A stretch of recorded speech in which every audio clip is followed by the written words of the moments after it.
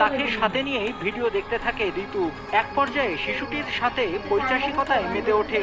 শিশুটি অসুস্থ হয়ে পড়লে প্রথমে মাথায় শাবল দিয়ে আঘাত ও শ্বাসরোধ করে তাকে হত্যা করে। এমনই লোমহর্ষক ঘটনার কথা জানায় অভিযুক্ত ঈশিতা আক্তার ঋতু। দেখছিলাম, তারপরে আসছিল, তারপরও কেমন করছিল, তারপরে ওরা সামলাতে পারছিলেন না, পরে সাপোর্ট দেখতে পারি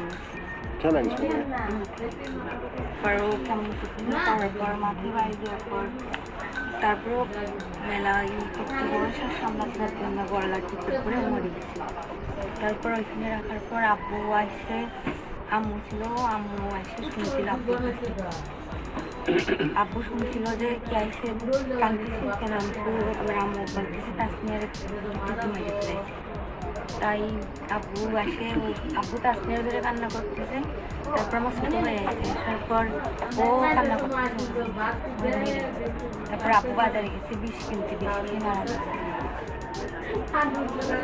তারপর আব্বু শুনলো কি ওই আমার ওখানে লেপ আছে, লেপের ভিতরে রাইতে এসে রাত 3টার দিকে ওইখানে হত্যার দায় থেকে নিজের মেয়েকে রক্ষা করতে শিশুটির মরদেহ বাক্সের মধ্যে রাখে ঋতুর বাবা তৌহিদুর রহমান।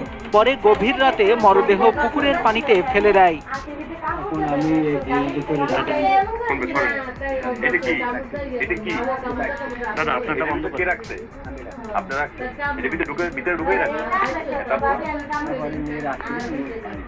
একুশ জুলাই সকালে বাড়ির পাশের পুকুরে তাসমিয়ার মরদেহ ভাসমান অবস্থায় পাওয়া যায়।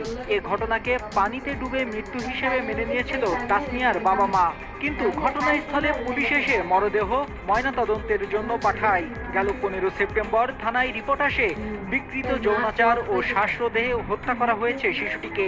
16 সেপ্টেম্বর তাসমিয়ার বাবা অজ্ঞাত আসামিদের বিরুদ্ধে বাঘারপাড়া থানায় নারী ও শিশু নির্যাতন দমন আইনে মামলা করেন।